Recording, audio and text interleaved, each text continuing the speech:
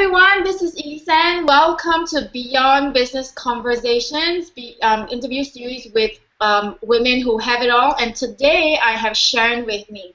Now, if you're new to my work, what I do is I help spiritual entrepreneurs get clarity in their money marketing mindset so that they can get their message out there in a much bigger way, serve more clients, make good money consistently to live the rich life they deserve. And today, obviously, I have this fantastic, awesome woman. She's an author, she's a speaker, she's a life coach, and she used to be an accountant.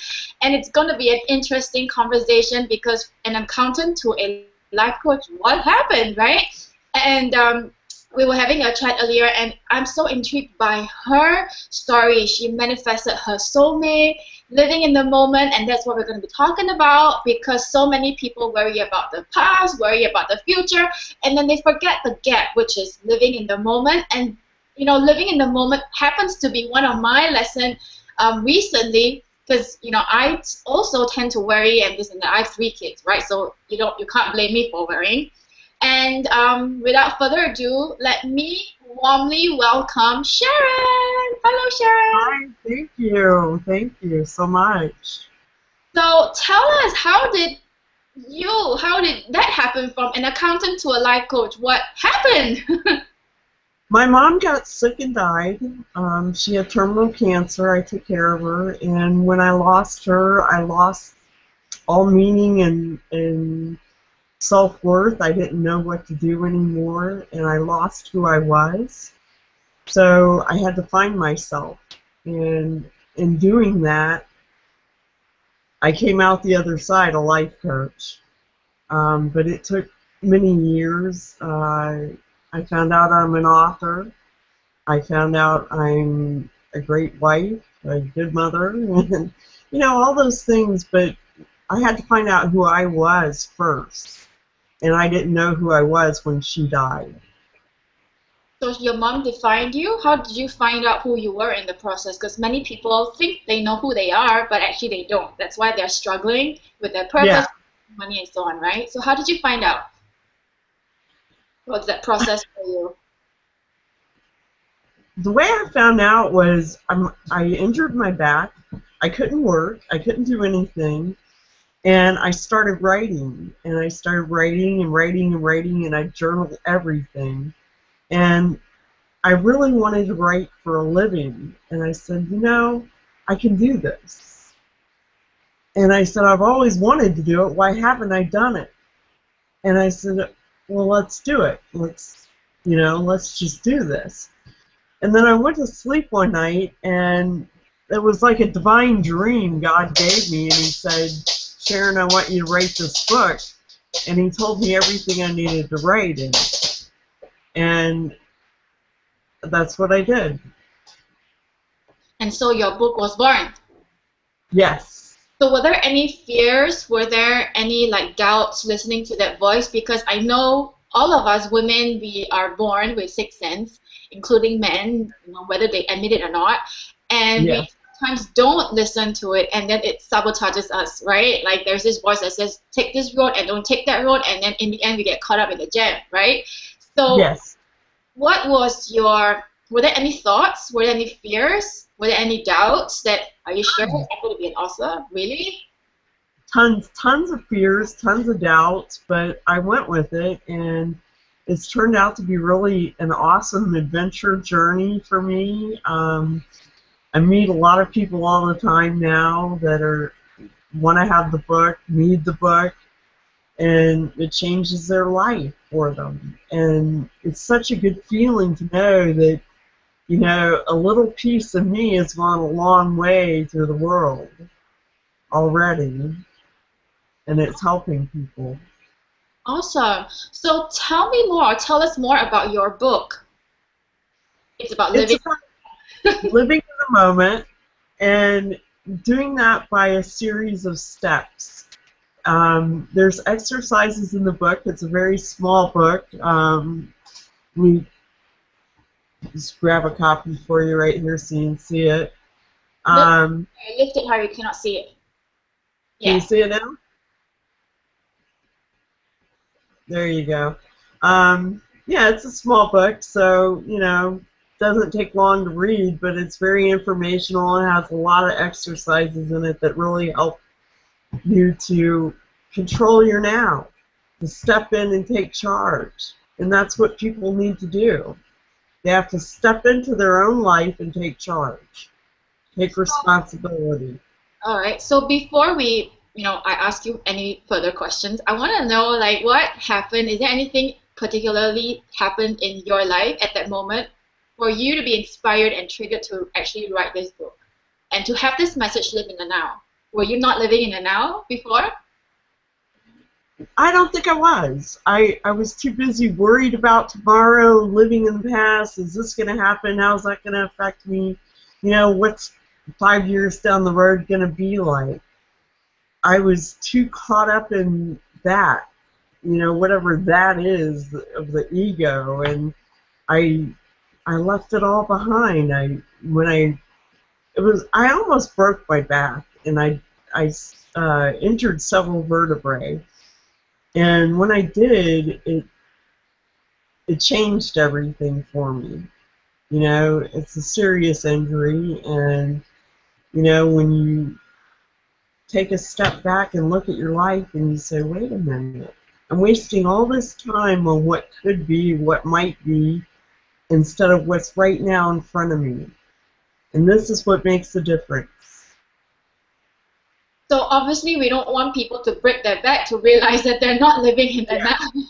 So are there any signs? How do you know? Like when you're so caught up in your story, you don't know what's going on, but the bypass, the outsider, can see your story so well. But now, what kind of advice can you give someone, like to tell them to be aware that, hey, probably maybe you're not living in the now. Are there any signs? Are there any symptoms? If you're looking towards tomorrow constantly, you might not be living in the now so much. Yeah. Stop thinking about tomorrow so much and start thinking about right this moment. If you have to, stop, take a breath, and just look around you and really take it in. And then see what's going on and where you're at and what you need to be doing. Okay. So what are the consequences of not living in the now? There's tons of those. As I'm sure you know that as well. Money, there's, your soulmate. There's all kinds of consequences of not being here in the present now. Because I was in my now, I attracted my soulmate. And we've been married going on 11 years now. Oh, awesome. Yeah, so we're very happy, and it can happen for everybody out there. For me, I made a list of everything that I wanted in a soulmate, and that's how I attracted him. Kind of like a vision board, people use those. It's very important, especially with money.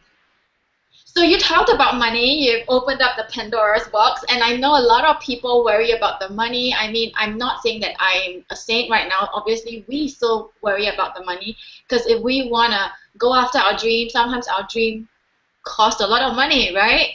So, but most people are in the surviving mode. No, I want to hire a coach, I want to do this, but I don't have the money. And then it tends to be, it's that worry thoughts, right? Like what you said. And then you're not living in the moment. When it comes to money, most people live either in the past, or they're worried about the money won't come, or they're worried that if they have the money, they're worried the money will leave them. And then it's all this, mind chatter. So you said about living in the now that helped you attract money and not worry about it. So how did that help you? In the first place, how would living in the now... You just have to jump in and do it. Sometimes you just got to take a dive and do it.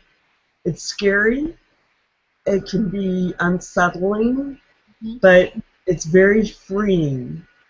And when you do it, and you're in the now, you're living it, and you just do it, and then everything seems to work out the way it should, or the way it's supposed to. There's an element of trust and faith as well. Like, yes. I mean, you probably have gone through the same thing. Like you really don't see the money in the bank. So how do you tell yourself like, okay, now I don't have the money bank. Convince yourself that the money is on the way. That's the tricky part, isn't it? Because the Uh, reality is such. yeah, but I drive a Benz. I live comfortably. I have a nice home. So I know it's all working out. I can see the evidence that it is. But I had to take that leap of faith first. So what if those people are not driving a Benz and living in that house? That's the part, no? You got to get there, and you will. But it's taking that leap of faith. Are you living your passion? Are you just going to a 9 to 5 job every day that you hate? Or are you living your passion? If you're not living your passion, maybe you need to start. Maybe you need to find out what that is. Because your passion can become your $1 million dream. You know? Hmm. You can take it and turn your favorite thing into your $1 million idea. So what you're saying is just get started. Um, Yeah. don't worry about the house. Just live in the moment and just take one step at a time. Yes. Yes, very much so. So how do you live in the moment? How do I live in the moment? How do you I know center, you live in the moment? I meditate daily Hmm. for at least 5 minutes, usually 15. And I like to center myself so that I'm grounded. And I don't like to get too anxiety filled about anything, regardless of what it is. I like to stay calm and centered through my day, and that helps me stay in the now. And I know that everything around me is okay by doing that. Okay. So for me, meditation, So is that one of your few techniques that you share in your book to live in the yeah, now? What yes, it is. are there? Well, I teach you how to create a to-do list and break down the areas of your life, so that you can get clarity in your financial area, in your education, in your career, in your family, in your friends, in your spiritual. All those areas need clarification. You need to break down all those areas and say, what do I want? How do I feel about this? And what do I want out of it? And when you can do that, then you'll know that you're living in the now because you're in it. So how about like the mind chatters? Obviously, when you have mind chatters, I think that's a very good indication that you're not living in the now because mind chatters represent like worries and you're not living in the now. So how do you tame that mind? The meditation helps for me. It always has. And it's just, I do a few minutes meditation every morning, to start my day off nice and humble and very mellow. And it stops it instantly now. And in the beginning, it was difficult when I was first learning this. And I look back and go, I did have difficulty with it. And now I say that, but now it comes easy. So practice every day. Practice every day. Yeah, for people who have like their mind chatters, it's very hard to meditate. Like 5 minutes seems like a million years. Eternity. So It you did to me too. Yeah. So how do you like at the beginning tame that mind and know that hey, I'm gonna sit down for 5 minutes and even though your mind's going all over the place, that's really the hard part, right? I mean, if you've got mind chatter, it's really hard to just sit down and la la la la. You know what I I, mean? I put on music that, like calming music, spa type music, and that helps. Eventually, you'll learn to associate that music to turning off the chatter, and Mhm. it will automatically happen. So what you're saying is you still do it no matter what. Uh, Yes. create a conducive environment for yourself, train your mind, and of course, not to give up. Yes. Yes, very much so. So tell us about your soulmate. You know, Steve, women and men and money, you have it all. So how does life feel like for you right now to have it all? You know, is there any other things that you desire to have in your life? Because men and money are the greatest things that women want, and you have it all.